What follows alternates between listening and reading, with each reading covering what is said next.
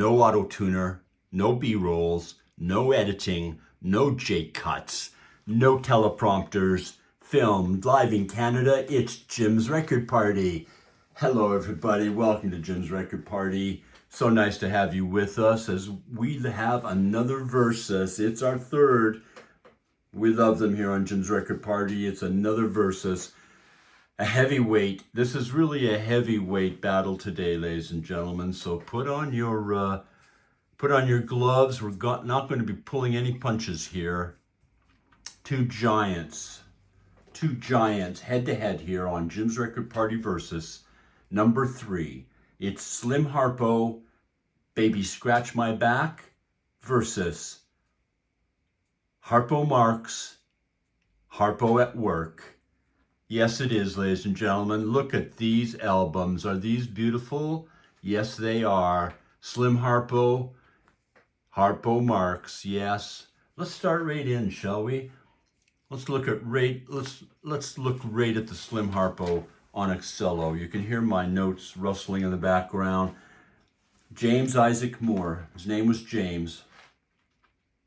Slim Harpo. His wife suggested the name, the stage name. The publishing name, Slim Harpo.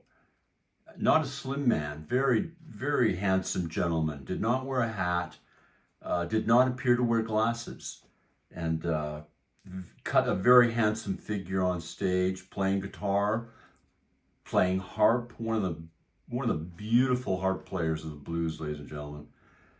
His first release in 1957, I'm a King Bee. Yes, he is, and that tune is on this album as well. Really a compilation album, of course, here on Excello. These tunes all would have been released originally as singles, not as tunes on an album as we were so used to and we're so used to seeing here on Jim's Record Party. So we have that 1957 original I'm King Bee here. Baby Scratch My Back, the eponymous title tune of this album from 1966, garnered Slim a number 1 on Billboard's R&B chart. Yes, that is something to be very proud of.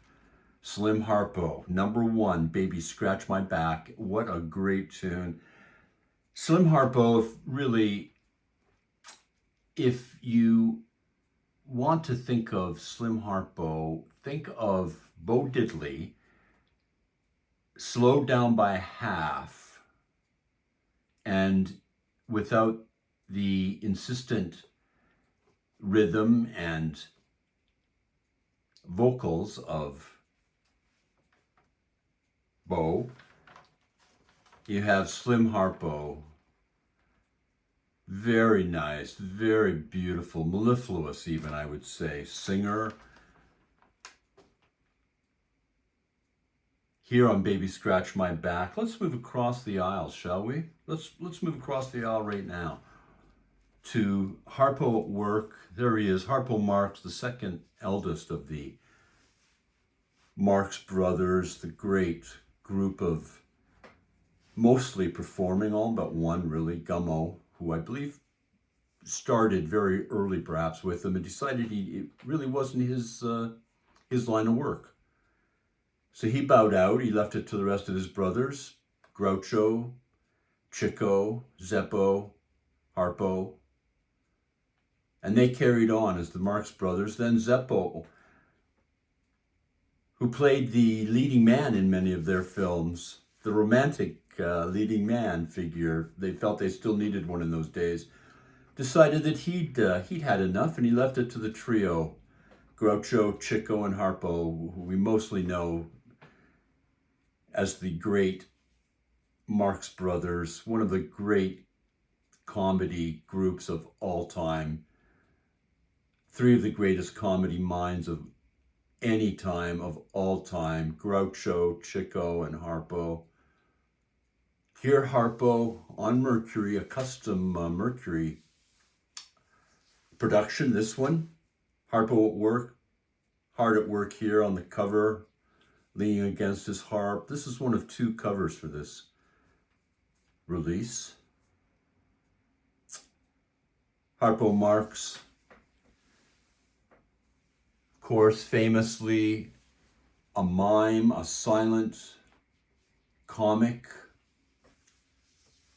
whom we never heard speak on film as Harpo on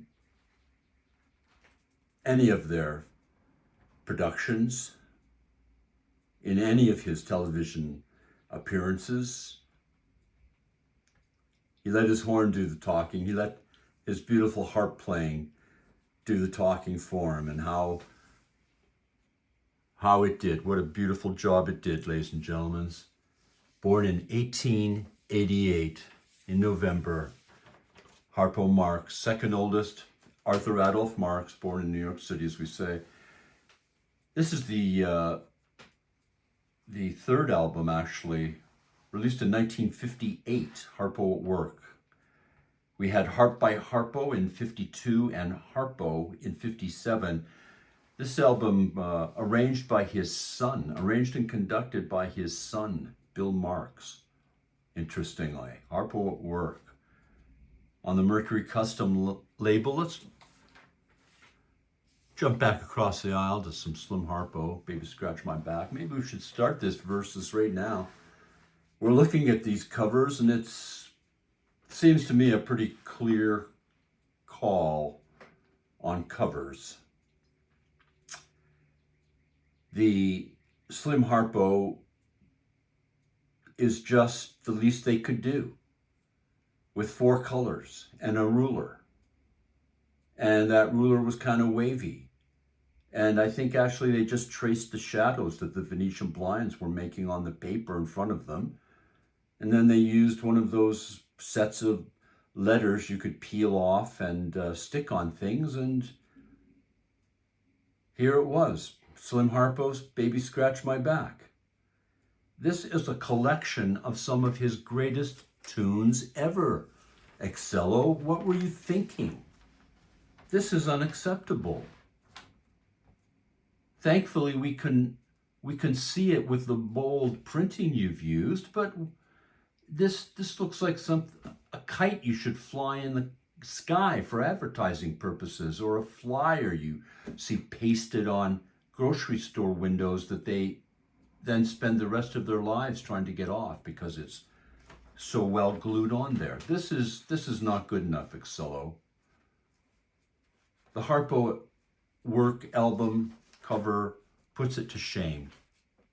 I don't think there's any argument here, ladies and gentlemen. This is a Harpo Marx win, a very easy win. First round, Harpo Marx. Look at this beautiful cover. Harpo at Work. We have the play of the image and the title. Beautiful, beautiful picture of Harpo. Yeah, clear cut. It's Harpo Marx. Round 1. Cover, yeah, goes to Harpo and Mercury. Let's see if Slim can, what Slim will offer us on the second round, and we'll talk about musician and musicianships. Slim Harpo, of course, one of the greatest proponents of the Louisiana sound. They call it swamp rock, really. Swamp blues, swamp boogie. This man is the king. My concern, Slim Harpo, Mr. James Moore, he owns this. Shake Your Hips, Raining in My Heart, Baby Scratch My Back, I'm a King Bee. And ladies and gentlemen, as you can see, featured prominently in white printing on this album cover, Slim Harpo himself pays tribute to Harpo with a tune called Harpo's Blues. So Slim Harpo himself, yeah, he's kind of saying, hey, yeah, I know. Yeah, it's my tune, but also look at that man across the aisle. He's doing good work over there. I'll pay him a tribute. It's Harpo's Blues. And on the Harpo album, mostly a collection of huge standards. Laura, Sweet Sue, Just You, My Blue Heaven, and then some tunes that we don't know. Imagination, a bit more of a soundscape. And Harpo Woogie. It's not the Boogie Woogie, ladies and gentlemen, it's the Harpo Woogie. That's right, it's the Harpo Woogie here on Harpo at Work, his third album, 1958. Slim Harpo was featured really with guitar, percussion, harmonica. There appears to be a second guitar.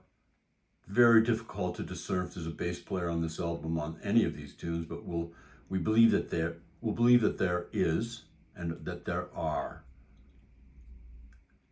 Excellent sound on the Excello. Absolutely exceptional, excellent sound. These tunes all from the 1950s as far as I know, and sound as fresh as if they were recorded today. It is said that Slim often did not play guitar on his own recordings. That though he was an excellent guitar player, an excellent harpist, excellent vocalist, that he would often leave the guitar playing to his guitarist, to another guitarist on the recordings. We do not have a personnel listing track by track, unfortunately, on these tunes. But there's beautiful playing on this, beautiful harp playing, beautiful, beautiful vocals on the Slim Harpo album. Turning to the Harpo at Work album, well, Mr. Harpo Marx, of course, offers us no vocals. He does offer us world-class harp playing, beautiful, beautiful, sensitive, melodic, musical harp playing. On this album, all with and all against, and with the backdrop of an orchestra, as we say, conducted by his son, arranged by his son, Bill. This is a late 1950s album in the same way as many jazz albums of the time may be, where a soloist is thrown in with an orchestra. Perhaps they're doing a soundtrack. Perhaps they're doing a TV special. And you'll have hits of the day, classics of the past, and newer, modern arranged tunes with more, at the time, angular writing, throwing in splashes of color, the orchestra against the instrumentalist. Thinking of Stan Getz here, one of the greatest at that, I would argue. And here our man Harpo takes his turn at it. This is all harp and orchestra. Often Harpo taking the verse and then the orchestra coming in on the choruses, or vice versa, or they take the entire tune together, or with some tunes, as with the Imagination tune, a very modern, even now, sounding musical montage, very well handled by both parties, Harpo on his harp and the orchestra led and conducted by his son. So he has a very simpatico conductor and arranger, and that helps a lot on this album as well, which again has excellent sound. Beautiful album, beautiful sound here on Mercury, a Mercury custom label, as we say. So I'm going to call it a tie on the music, ladies and gentlemen. It's very difficult to separate these albums in terms of quality. The music is exceptional on both of them. Could not be more different, could not be more of their times. Mid to late 50s. Beautiful albums. Put them on your stereo console when you get home. Your beautiful console sitting in your living rooms. Pop the top, slip on these albums. Yeah, sit on the couch. Your evening is made, ladies and gentlemen.